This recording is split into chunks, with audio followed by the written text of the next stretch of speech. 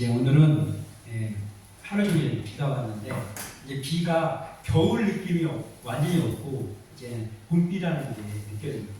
그래서 아직은 조금 쌀쌀한 기운이 있고 그래서 또 우리 또 감기 걸려가지고 고생하는 분들이 있는데 건강에 유의하시고 또 말씀으로 마음이 채워지며 나가서 이제 은혜롭게 살아가는 우리 되기를 소망합니다.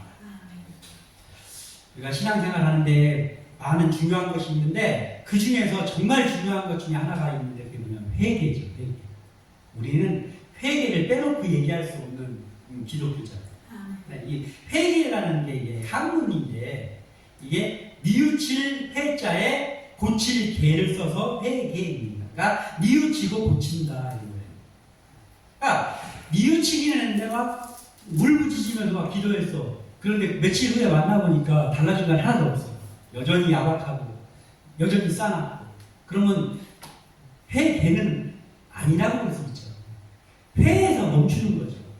우리에게 필요한 것은 말만 우리가 회개하며 하나님 앞에 우리를 세워가자고 하는 게 아니라 진짜 회개가 이루어져야 돼요. 두 가지가 함께 있어야 돼. 뉘우치는 것과 고치는 것이 함께 있을 때 그게 진정한 회개다라는 것이죠. 그래서 사도 바울은 어떻게 말했냐면 나는 날마다 죽노라 이렇게 말했어요. 나는 날마다 죽노라. 그게 뭐냐면 말하자면 날마다 회개하고 주님 앞에 날마다 세워져 간다는 거예요. 날마다. 그 왜 날마다 죽노라라고 했을까? 날마다 죄를 안 짓고 지나갈 수가 없는 거예요. 부지 중에라도 내가 의식하지 못하는 중에서도 죄를 짓는 거예요. 예를 들면 이런 거죠. 예배를 드리고 있습니다. 근데 갑자기 어떤 단어를 들었다든지 할 때 갑자기 머릿속이 그 단어가 띵 하고 들어오면서 그때부터 계속해서 상상의 나래를 펴 막 다른 생각, 이 생각을 했다, 이 생각을 했다. 내 마음대로 되는 거 아니거든요. 내가 그런 생각을 하려고 해서 되는 게 아니거든요. 그냥 자연스럽게 되는 거예요. 우리가 생각으로 짓는 어떤 사람이 있습니다. 근데 그 사람이 너무 얼굴이 못생겼어. 그랬더니 나도 모르게 저 사람 참 박색일세 이런 생각을 했다든지 그게 그 생각을 하려고 하지 않아도 그런 생각이 들어올 때가 있단 말이에요. 그래서 부지 중에 짓는 죄들도 상당히 많기 때문에 그래서 날마다 회개하고 날마다 하나님 앞에 가까이 가는 작업이 우리에게 너무 중요하다는 것이죠. 바울은 날마다 죽노라 이렇게 말했습니다. 근데 중요한 거는 방금 전에도 얘기했지만은 회개가 너무나 중요한데 우리의 회개 중에 뉘우치기는 하는데 고치지 않는 반쪽짜리 회개가 없는가라는 것을 생각해 보면서 우리는 마음에 뉘우치고 행동에서 고치는 진정한 회개의 사람들이 되기를 소원합니다. 이 바울이 나는 날마다 죽노라라고 말하는 이유는 더 정확히 말하면 이런 거예요. 우리가 옛사람이 있잖아요. 옛사람. 그러니까 죄악을 저지르면서 살던 하나님을 알지 못하던 그 옛사람이었을 때가 있어요. 믿음이 없을 때가. 그 옛사람을 날마다 죄악으로 물들어 있는 옛사람을 죽이는 것. 그 일을 하는 것이 바로 우리가 회개하는 삶이란 말이에요. 그러면서 우리가 회개로 하나님 앞에 바른 모습으로 서고 그리고 해야 될 게 있는데 주님이 우리에게 명령하신 게 뭐냐면 나를 따르려거든 자기 십자가를 지고 나를 따르라 이렇게 말씀하셨단 말이에요. 그 자기 십자가를 지고 나를 따르라 하신 주님의 말씀을 실천하기 위해서는 먼저는 진정한 회개가 필요하고 그리고 하나님 앞에 바로 세워지는 그 작업이 있어야 그 주님의 길을 따라가는 일을 올바로 할 수 있다라는 거예요. 그래서 오늘 한 사람을 이렇게 살펴보면서 이게 사람이 진짜로 하나님 앞에서 바뀌면 나 바뀌었어요 라고 얘기하지 않아도 그게 드러나는구나. 그거를 그 사람의 모습에서 드러나는구나. 그걸 알게 해주는 한 인물이 있습니다. 그게 야곱의 12명의 아들 중에 넷째 아들 유다입니다. 오늘 본문에 나오는 사람이 유다라는 야곱의 넷째 아들이 나와요. 죄를 많이 짓고 그리고 죄 짓는 데에 머리도 발달했던 그런 사람입니다. 그런데 그가 변한 모습이 오늘 성경을 통해서 나옵니다. 그래서 우리에게서도 우리가 회개하고 우리가 뉘우치고 고쳤다고 하면 그게 말로만 이루어지는 게 아니라 실제 생활 속에서 이루어지는 것이 중요하구나 라는 것들을 살펴보면서 우리가 날마다 죽는, 날마다 회개하며 하나님 앞에 세워지는 진정한 그리스도인들 되기를 소원합니다. 먼저 하나 살펴볼 거는 회개의 시작은 마음의 변화다라는 거예요. 회개의 시작은 마음의 변화. 이 유다라는 야곱의 넷째 아들은 그 형들이 모의해가지고 꿈꾸고 자랑했다고 동생 그리고 아버지한테 사랑을 독차지한다고 그 요셉 자기 동생을 미워했잖아요. 그래서 아버지의 심부름으로 온 요셉을 죽이려고 모의를 했어요. 형제들이 10명의 형들이 모의를 했는데 그때 이제 나서는 한 인물이 있는데 그게 유다였잖아요. 유다가 그런 거예요. 어찌됐든 우리 형제인데 우리 손에다가 피 묻힐 게 뭐 있냐. 얘를 죽여가지고 우리가 득볼 게 뭐 있냐. 차라리 저기 이스마엘 상인들이 애굽 쪽으로 가는 것 같은데 저 상인들한테 팔자. 죽이지는 말자. 우리 아버지의 혈육이잖아. 근데 우리가 어떻게 동생을 죽여. 형들로서. 그러니까 팔자. 유다가 잘한 겁니까? 사실 어떻게 보면은 요셉을 그냥 2번 죽인 거나 마찬가지예요.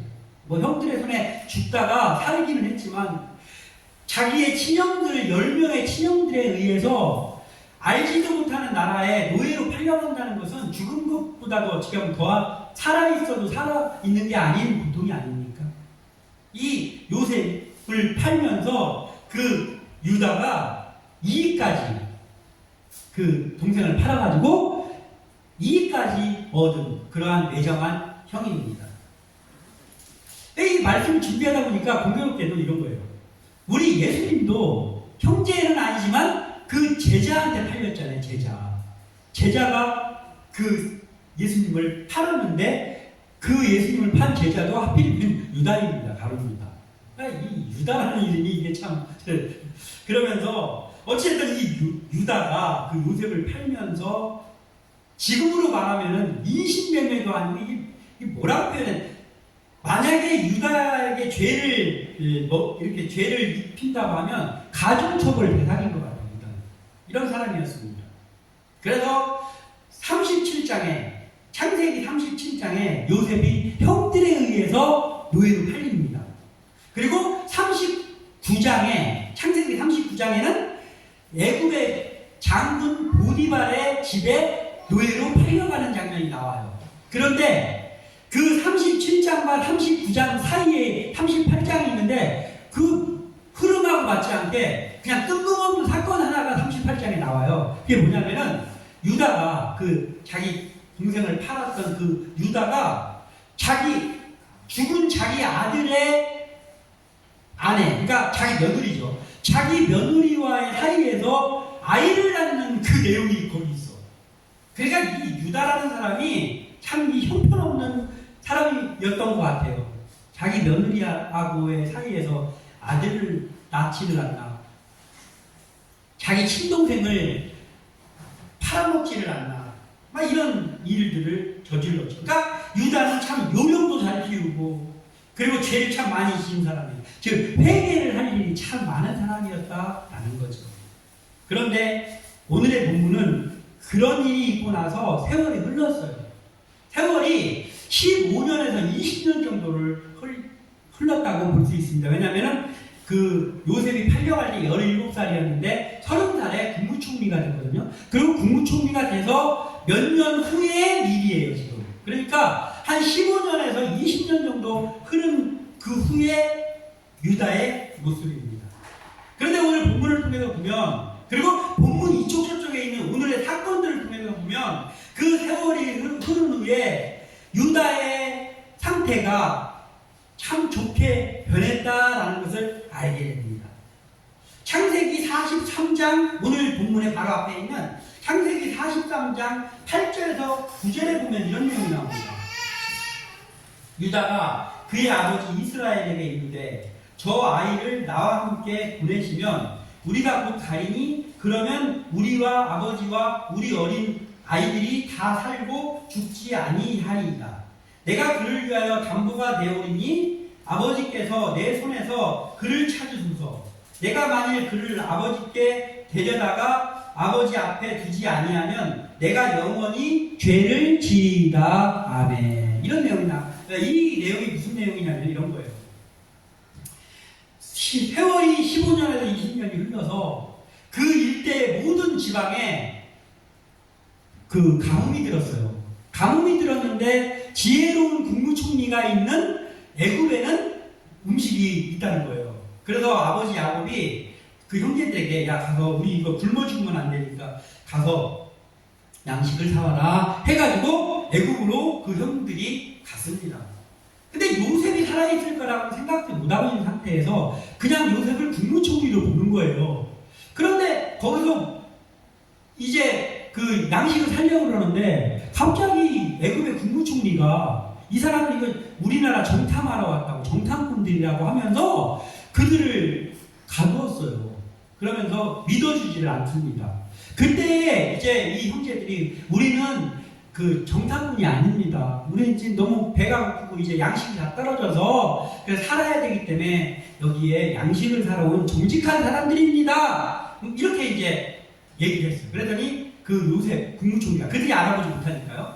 그 뭐라 그러냐면은 그러면은 너희들 중에 한 명은 여기서 잡혀 있고 너희들 가가지고 그 너희들이 한 사람의 같은 아들이라며 그리고 막내 아들은 지금 아버지랑 같이 있다면서 그 막내 아들들을 그 형제를 올라면 다 와야지 왜 한 명만 놓고 왔어. 이게 의심스러운 거야. 이렇게 말하는 거예요. 말도 안 되게. 그러니까 너희들 내가 기회 한번 줄게. 그러면서 한 명이 여기 잡혀 있고 나머지 너희들은 양식을 가져가서 가족을 살리고 그리고 다음에 올 때 그 아버지랑 같이 있다는 그 막내 동생이지. 그 막내 동생을 데리고 와. 그럼 내가 너희들을 믿어줄게.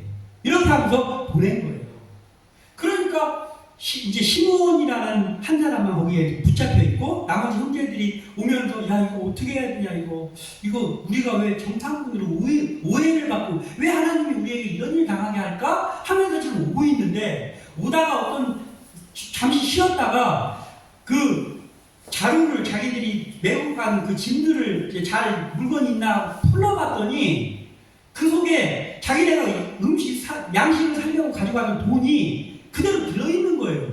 이 들어있으니까 이게 어떻게 된 거야? 우리 돈 주고 양식을 사왔는데 왜 여기 우리가 냈던 돈이 여기 그대로 다 있지?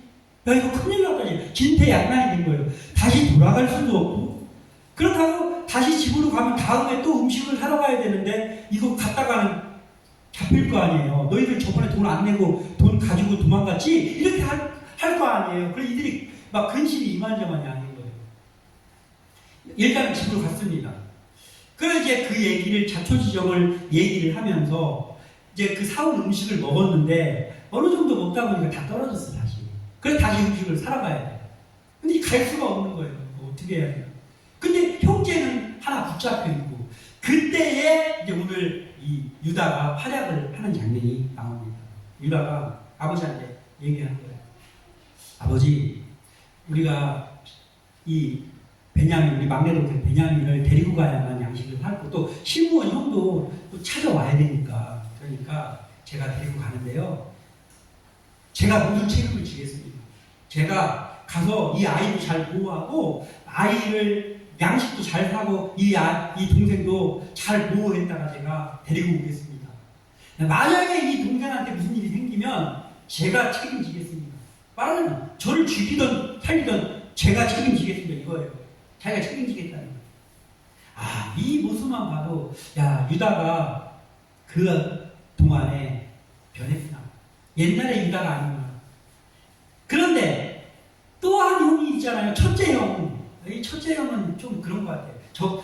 몇 주 전에 제가 그 시므온에 대해서 수요일날 첫째 형 르우벤에 대해서 했었잖아요. 뜨뜻미지근한 사람, 미지근한 사람. 이 첫째 형 르우벤의 모습도 나오는데 그는 하나도 안 변했어. 창세기 42장 22절과 37절을 제가 읽어드리겠습니다. 22절과 37절. 42장 22절에 보면은 르우벤이 그들에게 대답하여 이르되 내가 너희에게 그 아이에 대하여 죄를 짓지 말라고 하지 아니하였더냐. 그래도 너희가 듣지 아니하였느니라. 그러므로 그의 피값을 치르게 되었도다 하니. 이 르우벤의 말, 이게 뭐냐면 이런 거예요.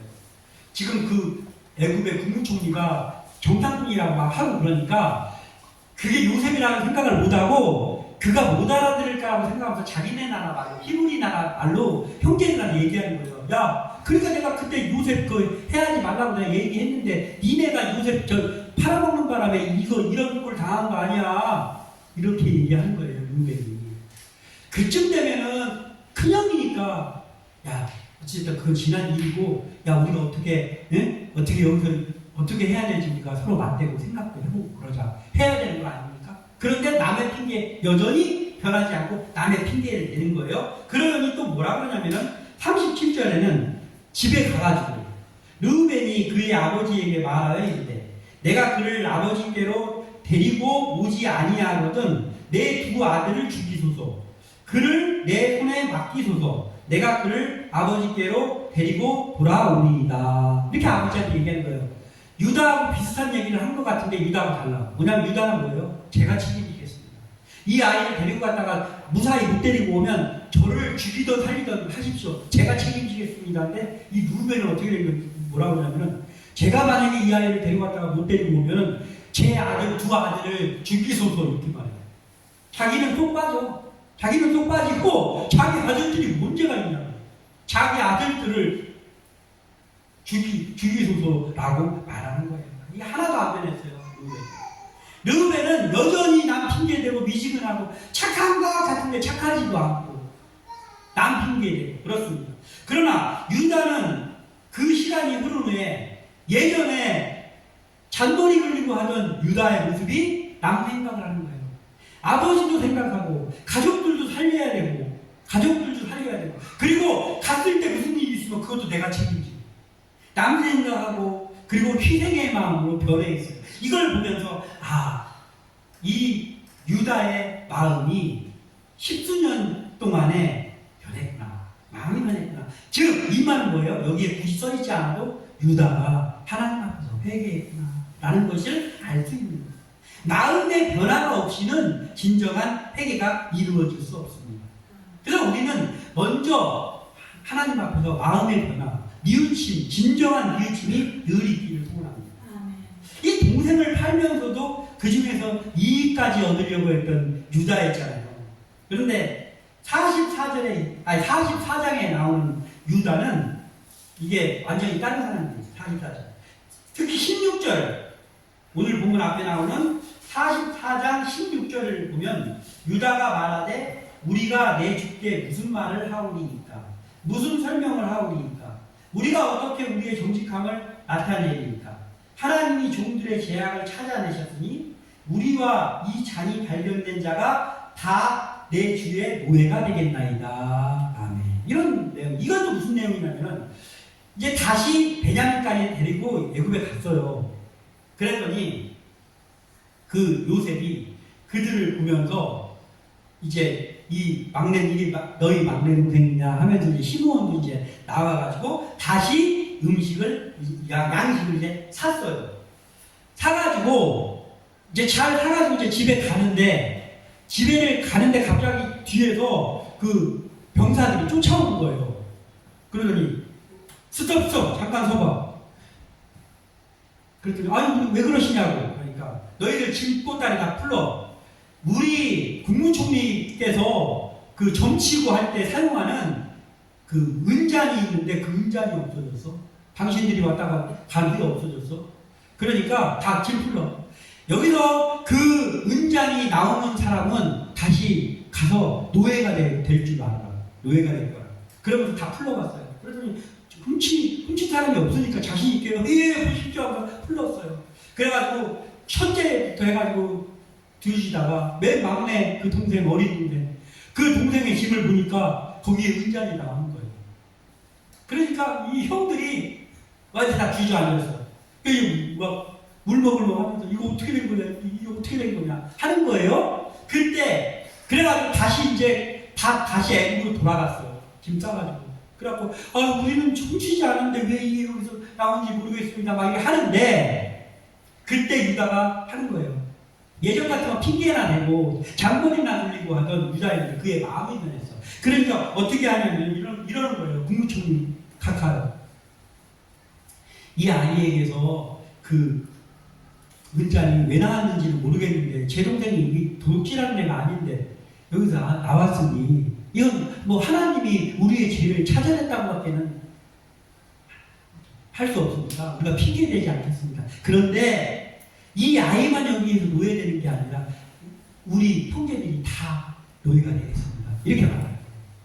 그러니까 동생만 거기다가 예전에는 동생 팔아먹으면서 이익 챙기던 유다가 마음이 변하니까 동생이에게서 발견됐는데 그 동생이 그런 공경에 빠지니까 자기들도 다 종이 되겠다고 나서가지고 얘기하는 겁니다. 이걸 보면서 사람이 마음이 진정한 뉘우침이 있을 때 이 유다가 이렇게 되는구나 라는 것을 볼 수가 있죠. 우리 모습이 날마다 우리를 돌아보고 주님 앞에 뉘우침으로 인해서 이렇게 유다 같은 마음의 변화가 있기를 소원합니다. 유다가 그동안에 하나님 앞에서 뉘우치고 이 마음의 변화가 있었음을 이 줄거리가 증명해 주는 거예요. 유다가 마음이 변했구나. 마음이 진정한 뉘우침, 즉 회개가 일어났구나라는 것을 보게 되죠. 회개는 언제 일어나냐? 마음에서 내가 죄인이다라는 게 내가 느껴질 때요. 나는 뭐 살면서 그렇게 남 앞에 뭐 이렇게 야박하게 하지도 않고 그렇게 뭐 죄를 지면서 막 남을 음해하면서 살진 않으니까 라는 마음이 있으면 회개하지 않습니다. 근데 언제 회개하냐? 내가 부족하다. 나는 죄인이다. 라는 것이 내 스스로가 인정이 될 때 회개가 나오는 거잖아요. 그거는 마음의 변화가 있어야만 가능한 거예요. 유다가 그동안에 그 요셉을 생각하면서 내가 그때 잘못했다. 그 걔가 어떻게 됐나? 죽었나? 어쨌나? 내가 그때 왜 그런 죄를 지었나 모르겠다. 얼마나 후회하면서 뉘우치면서 살았나라는 게 지금 하는 행동을 통해서 보여진다는 거죠. 우리도 어떤 뉘우침이 있을 때 그 뉘우침이 진정한 뉘우침이 되기를 바랍니다. 여전히 누벤처럼 여전히 남탓하고 여전히 상황 탓하고 여전히 내 이익부터 챙기고 한다면 회개를 했다고는 볼 수 없겠죠. 우리의 모습이 이 변화된 유다의 모습처럼 과거와 다르게 진정한 뉘우침의 마음, 그것이 있기를 소원합니다. 그런 다음에 회개의 시작이 마음의 변화라고 한다면 그러면 이제 회개의 완성이 되어야 되잖아요. 아직까지 회개가 끝난 게 아니에요. 회개의 완성은 행동의 변화다. 회개의 시작은 마음의 변화. 그리고 회개의 완성은 행동의 변화. 동생을 이 타국 땅에다가 팔자, 죽이지 말고 팔자라고 막 제안을 하고 또 그 일을 통해서 이익까지 얻고 이랬던 과거의 유다입니다. 그때는 그 시절의 유다는 죄를 저지르는 일에 참 적극적으로 앞장섰고 그쪽으로 악한 지혜를 발휘하는 그런 사람이었죠. 우리도 해당을 하려면 그런 거 있잖아요. 좀 더 뭔가를 좀 이익을 챙기고 내가 좀 더 돈을 벌고 하기 위해서 편법도 쓰고 그리고 완전 범죄만 아니라고 하면은 약간 해서는 안 되는 것도 하고 그런 것들을 보게 되고 또는 내가 그걸 하는 주인공이 될 수도 있잖아요. 요령 피우면서 유다의 그 진정한 회개가 있기 전에 모습입니다. 그러나 마음의 진심으로 뉘우치는 그 변화가 생긴 유다는 그 마음의 뉘우침이 생긴 거 그걸로만 멈추지 않고 이제 행동의 변화가 찾아오고 그러니까 진정한 회개가 이루어진 겁니다. 행동의 변화가 찾아와요. 어떤 행동의 변화입니까? 아버지는 우리 막내 아들까지 없으면 이 베냐민까지 없으면 우리 아버지 돌아가신다. 그래서 아버지를 어떻게 하면 살릴까라는 마음이 유다에게 있는 거예요. 그리고 또 그 가족들을 우리의 그 가족들이 배고픔에 떨고 있는 우리의 가족들을 다 살려야 된다. 그게 마음에도 있는 거예요. 그래서 빨리 가서 양식을 사와야 되니까 책임은 내 가지고 모든 것들을 합력하여 선을 이루게 하려는 그러한 마음으로 유다가 앞장서고 있는 거예요. 예전에는 요령 피우는데 앞장섰던 유다가 마음이 변하고 행동이 변했는데 어떻게 행동이 변했냐면 그 모두 합력하여 선을 이루는 그 일이 되기 위해서 자기를 희생할 마음과 자세와 그리고 그 앞장선 거기에 선을 이루는 데 앞장서는 유다가 됐습니다. 이 첫째인 누베는 옛날이나 지금이나 여전히 미지근한 태도. 이게 착한 것도 아니고 아닌 것도 아닌 애매한 그 상황에 아직도 있습니다. 그러나 유다는 마음의 변화와 더불어서 그 행동이 변해서 이제는 실천하는 회개의 사람이 됐다라는 거예요. 그러니까 말로만 제가 책임지겠습니다가 아니라 실제로 가서 책임지는 거예요. 그 국무총리 앞에서 우리 다 노예가 되겠습니다. 우리 동생 막내만 여기다가 놓고 못 갑니다. 우리 다 노예가 되겠습니다. 하고 아버지 앞에서도 내가 책임지겠습니다. 모든 것을 제가 책임지겠습니다. 동생을 보호해서 데리고 오겠습니다. 하면서 희생은 다 자기가 하고 그리고 합력하여 선을 이루기 위해서 앞장을 서는 거예요. 우리에게 필요한 모습입니다. 만약에 우리가 한 사람 한 사람이 다 변화된 유다의 모습을 갖는다고 이 얼마나 좋은 공동체가 되겠냐는 거죠. 그러니까 우리가 모두가 그런 사람이 되기를 바랍니다. 아멘. 하나님 앞에서 죄를 뉘우치고 울면서 회개 기도를 할 때가 있죠.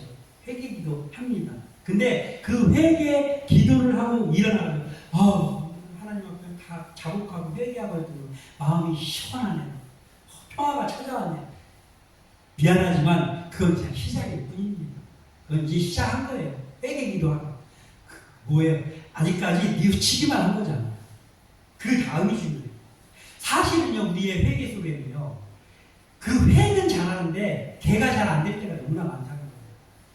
그러니까 마음의 변화가 좀 일어나는데 그게 행동의 변화로 이어지지 못하면 다시 그냥 원상태로 돌아가는 거예요. 그래서 회개 기도하고 막 눈물 콧물 흘리고 회개 기도하고 막 마음에 평화가 왔습니다 하고 나가가지고 며칠 지나가지고 보니까 똑같아. 야박하고 자기 이익만 챙기고 그런 모습 여전히 가지고 있다면 안 되죠. 근데 유다는 완전히 변한 거예요. 마음도 변하고 그리고 행동도 변하는 거예요. 진정한 회개의 완성은 참회 기도 후에 시작되는 거예요. 다시 그 죄를 짓지 않는 거예요. 회개를 했습니다. 근데 회개하고 가서 제가 이제 다시는 노름을 하지 않겠습니다. 바로 그 다음날 노름하러 달려가네. 회개가 아니죠. 제가 이제부터는 이 술이 고주망태 돼가지고 이거 하지 않겠습니다 하고 그 다음날 바로 술집으로 달려가면은 그건 안 되잖아요. 행동의 변화가 없는 거예요. 그래서 우리는 뭐예요? 회개는 마음이 뉘우치고 그리고 그 죄를 다시 짓지 않기 위해서 노력하면서 더 하나님 앞에 발버둥 치면서 사는 거예요. 그게 있어야 돼요. 행동의 변화. 유다의 뉘우침과 이 고침이 어우러진 그게 진정한 회개다라는 거죠. 그랬더니 선한 결과로 나타납니다. 유다가 뉘우치고 고치고 완전한 회개가 일어나고 났더니 예전에는 유다 때문에 동생이 잡혀가고 막 일이 꼬였었는데 유다가 진정한 회개가 그의 마음에 일어나고 그의 행동에서 일어나고 그리고 그가 행동했더니 합력하여 선을 이루는 역사가 오늘 나타나는 거예요. 어떻게 나타나느냐? 이 유다의 변화된 모습을 지금 이 요셉이 봤단 말이에요. 예전에 나 팔아먹었던 그 넷째 형, 나 팔자고, 야, 쟤 죽이지 말고 팔자고 했던 그 넷째 형이 우리 막내 동생만 놓고 못 갑니다. 우리가 다 노예가 되겠습니다. 라고 하기 힘든 그 말을 하는 거예요. 자기 앞에서. 그러니까 그 순간에 이 요셉의 마음이 이제 형들이 진짜 변했구나. 그 유다의 그 모습을 보면서 예전에 나 팔아먹던 형들이 아니고 형들이 변했구나. 이제는 내가 이 형들한테 내가 요셉이라고 하면서 그 아버지랑 모시라고 해도 되겠구나. 예전 같이 그 추한 모습 가지고 있는 형들이라면 그렇게 할 수가 없는데 형들이 변했구나를 유다의 행동을 보면서 요셉이 지금까지 있었던 그 마음속에 있던 응어리가 풀리면서 펑펑 우는 거예요. 야, 너희들 다 나가. 신하들 잠깐 내보내고 내가 요셉입니다 하면서 울면서 그 정을 얻게 하려고 울면서 내가 죽은 줄만 알았던 요셉입니다 하면서 막 그들과 얼싸고 그리고 아버지와 그 자녀들을 다 데리고 오라고 하는 거예요. 그러니까 이 유다가 진정으로 변하고 났더니 어떻게 됐습니까? 변화되기 전에는 동생을 팔아먹고 그로 인해서 아버지의 마음을 나라고 떨어뜨리고, 예? 그리고 또 그렇게 팔아먹고 돈 받아가지고 10명의 그 형제들에게 나눠주면서 형 두 개 하면서 다 같이 공범이 되고 동생 팔아먹은 공범이 되고, 응? 이러한 유다였는데 유다가 진정한 회개를 하고 났더니 다른 사람이 된 거예요. 그래서 어떻게 이제 유다가 어떤 행동을 했느냐? 아버지를 살리고 이제 아버지가 조금 있으면은 그 죽은 줄만 알던 그 요셉을 만나는 거잖아요. 아버지가 죽었다 다시 살아난 느낌이 아니겠어요? 요셉이? 그 야곱이 아버지를 살리고 그리고 그 처자식들도 다 살리고 그리고 또 베냐민도 저는 베냐민만 놓고는 못 갑니다. 왜 베냐민만 놓고 우리가 가면 우리 아버지 돌아가십니다 하면서 그 책임진다는 말을 실천하는 거예요. 그러면서 우리도 다 노예 되겠습니다 해서 막내 동생도 살리고 그리고 무엇보다 중요한 게 뭐냐면은 그거예요. 죽은 줄만 알았던 형제 요셉도 다시 찾았어요. 이 성경에 나와 있지는 않지만요. 그 애굽에서 살을 때 그 유다가 요셉을 볼 때 얼마나 잘했을까요? 내가 옛날에 잘못 생각해가지고 내 동생 노예로 팔아먹었었는데 이제 마음이 변하고 행동이 변하고 나서 보니까 그래서 죽은 줄만 알았던 내 동생이 하나님이 살려주셔가지고 이 부자나라 애굽의 국무총리가 되고 이 아이로 인해서 우리가 다 살았으니 그러면서 요셉에게 그 회개하는 마음으로 요셉에게 얼마나 잘했겠어요. 마음의 변화와 행동의 변화가 같이 있는 진정한 회개가 일어났을 때 이러한 함정사야 선을 이루는 역사가 나타날 수 있다는 것이죠. 그래서 우리가 하나님 앞에 열심히 살고 그리고 하나님 앞에 좋은 일꾼으로 서야 되겠다는 마음은 날마다 먹어야죠. 근데 그거에 앞서서 우리에게 있어야 되는 작업이 필요합니다. 이 날마다 주는 작업은 그냥 기도하고 회개 기도하고 일어났다고 되는 게 아니고 진정한 마음에 뉘우침이 있는 회가 일어나야 돼요. 그리고 그 뉘우침이 있었다면은 뉘우치고 끝나는 것이 아니라 더 나아가서 다시는 그 뉘우쳤던 죄를 짓지 않기 위해서 하나님 앞에 몸부림치면서 기도하면서 나아가는 그러한 행동의 변화가 있어야 된다는 것이죠. 그래서 우리가 이 유다처럼 뉘우치고 고치는 진정한 회개의 사람들이 되시고 그리고 우리 교회의 모든 일꾼들은 그러한 일꾼이 되어서 하나님의 영광을 드러내기를 주님의 이름으로 축원합니다. 아멘.